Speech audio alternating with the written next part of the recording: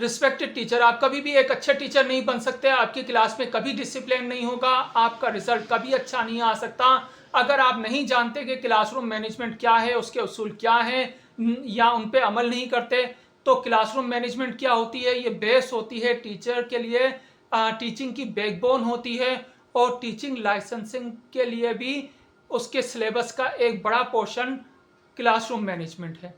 तो ये है हमारी टीचिंग लाइसेंस से मुतालिक दूसरी वीडियो।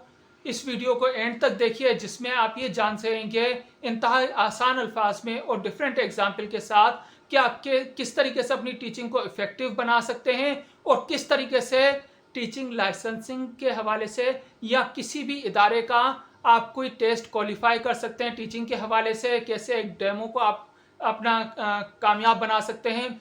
तो बढ़ते हैं वीडियो की जानिब। मैं हूं अब्दुल वहाब, टीचर ट्रेनर। तो होता यह है कि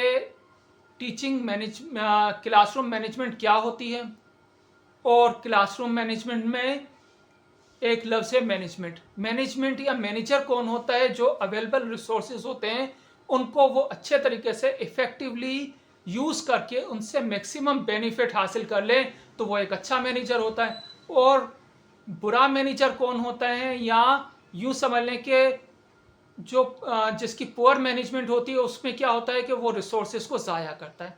मसलन ये ज़रूरी नहीं है कि जो पुअर मैनेजमेंट कर रहा है वो मेहनत नहीं कर रहा, मेहनत हो सकता है वो जो अच्छा मैनेजर हो उससे ज़्यादा कर रहा है, लेकिन उससे कोई फ़ायदा हासिल नहीं हो रहा। मसलन एक टीचर की हम एग्जाम्पल लेते हैं जिसने कि पूरा बोर्ड भर दिया, लेकिन उसका लिखने का तरीका क्या है कि वो मुकम्मल तौर से बोर्ड की तरफ टर्न हुआ है। और दूसरा टीचर जो कि इस एंगल से लिख रहा है, इससे स्टूडेंट्स पे भी नज़र है और क्लासरूम में कंट्रोल भी है। हो सकता है कि ये कम लिख पाए, लेकिन ये ज़्यादा इफेक्टिव होगा बानिस्बत उसके कि जो पूरा बोर्ड भर दे लेकिन वो कुछ भी ट्रांसफ़र ना हो पाए। इसी तरीके से क्लासरूम के अंदर फर्नीचर मौजूद हैं, तो ये क्या है? मटेरियलिस्टिक रिसोर्सेज है। तो मटेरियलिस्टिक रिसोर्सेज में आपके पास क्या क्या चीज़ें आ जाती हैं? मटेरियलिस्टिक रिसोर्सेज में आपके पास क्या क्या चीज़ें आ जाती हैं? उसमें जैसे कि उसकी example white board, marker, furniture. अब फर्नीचर आप कहीं से लेके नहीं आए, बल्कि जो चेयर मौजूद हैं क्लास में, वही क्लास में अगर चेयर्स बहुत ज़्यादा करीब करीब हैं और स्टूडेंट्स की एक लंबी कतार बनी हुई है जो एक दूसरे के करीब बैठे हुए हैं, तो उनका आई कांटेक्ट आपके साथ नहीं होगा। वो उनका कोऑर्डिनेशन चाहते हुए ना चाहते हुए एक दूसरे के साथ होगा। कभी वो किसी हंसी मजाक में लगे हुए होंगे, कभी मुस्कुराहटों का तबादला होगा, कभी आपके हवाले से वो कमेंट कर रहे होंगे। तो लिहाजा सबसे पहले आप सीटिंग अरेंजमेंट चेंज कराएं। हर स्टूडेंट के दरमियान में डिस्टेंस होना चाहिए, और उनका आपस में एक तरीके से यूँ समझ लीजिए कि स्टूडेंट किसी हद तक आइसोलेशन में चले जाएं। तो ये हो गए मटेरियलिस्टिक रिसोर्सेज को बेहतर तौर से इस्तेमाल करने की दो एग्जाम्पल्स। अब हम आ जाते हैं ह्यूमन रिसोर्सेज की तरफ। ह्यूमन रिसोर्सेज में स्टूडेंट्स हैं, टीचर खुद है, तो उसकी एनर्जी है। तो अब इसको आप अपनी काबिलियत को किस तरीके से बेहतर तौर पे इस्तेमाल करेंगे? सबसे पहले आप स्टार्टिंग कीजिए उनकी प्रीवियस नॉलेज चेक करके। प्रीवियस नॉलेज कैसे चेक करेंगे? आप उनसे क्वेश्चन कीजिए ताकि ये जान सके कि वो इस टॉपिक के बारे में कितना जानते हैं। फिर उसके बाद उनसे उनके जहनों में आप क्यूरियोसिटी क्रिएट कीजिए, इंटरेस्ट डेवलप कीजिए उस टॉपिक के हवाले से। उनको सोचने की, गौर करने की दावत दीजिए। इस तरीके से वो टॉपिक की तरफ आएंगे और वो उस चीज़ के हवाले से सीरियस होंगे। जैसे कि हम जानते हैं कि सबसे बेहतर, सबसे बड़ा हमारे लिए हिदायत का ज़रिया कुरान शरीफ है।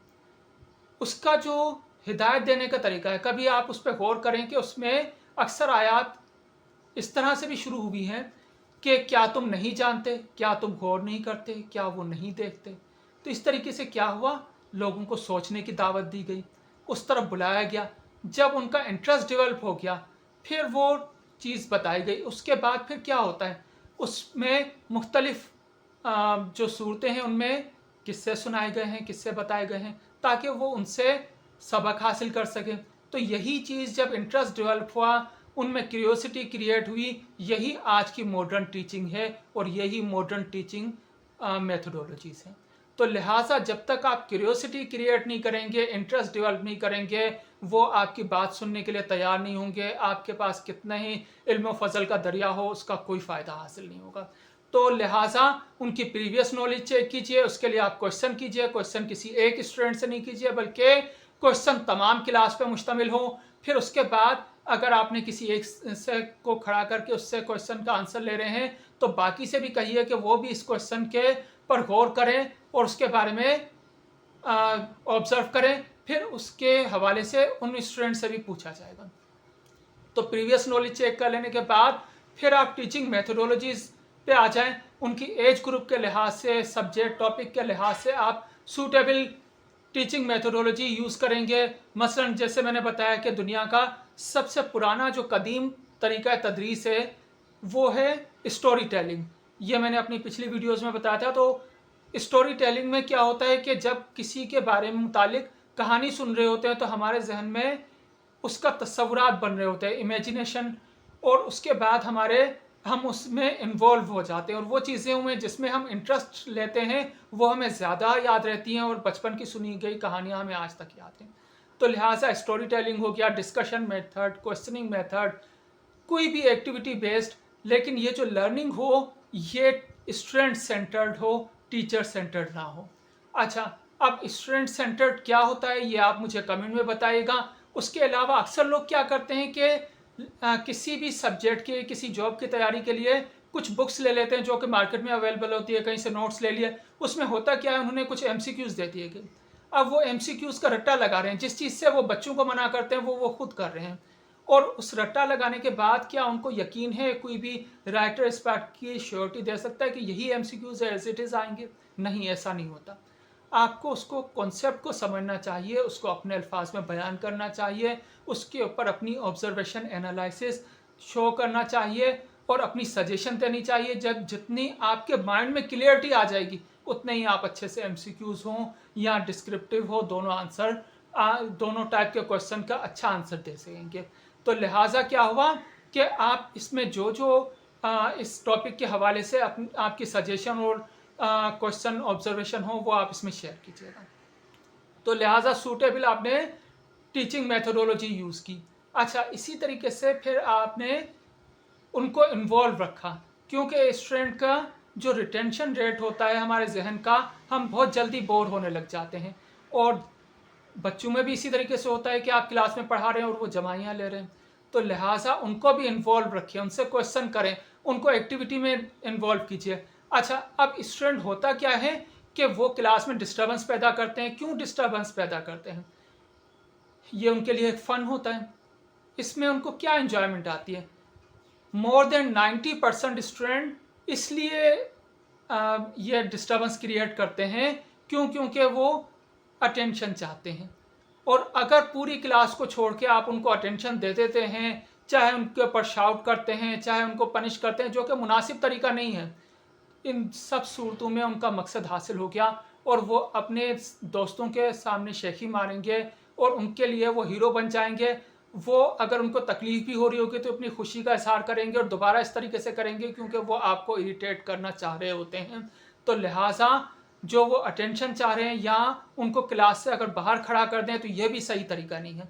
क्योंकि वो तो चाह रहे थे कि उनको पढ़ाई से दूर रहना पड़े, ना पढ़ना पड़े, जो उनका मकसद आपने पूरा कर दिया। तो लिहाजा उस मसले को आप हल करें, लेकिन कम से कम क्लास को डिस्टर्ब किए हुए कम से कम वक्त में। और दूसरा ये है कि जब आप क्वेश्चन करें, उनको क्लास में एक्टिविटी बेस्ड लर्निंग हो, उनको इन्वॉल्व करें। कोई अच्छा काम करे तो उस पर तारीफ करें। जो भी पढ़ने वाला स्टूडेंट है, इससे ये होगा सब में एक आपस में कंपटीशन पैदा होगा और वही तवज्जो जो वो नेगेटिव सेंस में चाह रहे थे वो उनको पॉजिटिव सेंस में मिलने लग जाएगी। तो वो उसका आंसर देने की कोशिश करेंगे, उसमें इन्वॉल्व होने की कोशिश करेंगे। इस तरीके से आपका मकसद भी हासिल हो जाएगा और टीचिंग भी इफ़ेक्टिव हो जाएगी।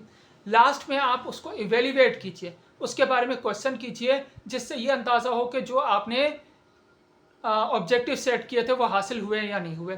तो इस तरीके से क्या होगा कि आप अपनी तरफ से एक क्लियर एक्सपेक्टेशन उन तक कन्वे करेंगे, अपनी वर्बल नॉन वर्बल कम्युनिकेशन के ज़रिए से इफ़ेक्टिव टीचिंग होगी, जिसमें उनकी इन्वॉल्वमेंट होगी, इंजॉयमेंट होगी, और यही इफ़ेक्टिव क्लासरूम मैनेजमेंट होगी, जिससे आपका टाइम भी इजीली गुजरेगा, आपको अच्छे रिजल्ट हासिल होंगे, और उसके बाद उनके अंदर, बच्चों के अंदर शौक पैदा होगा और आपको अच्छे रिजल्ट हासिल होंगे। तो ये थी आज की वीडियो, उम्मीद है आपको पसंद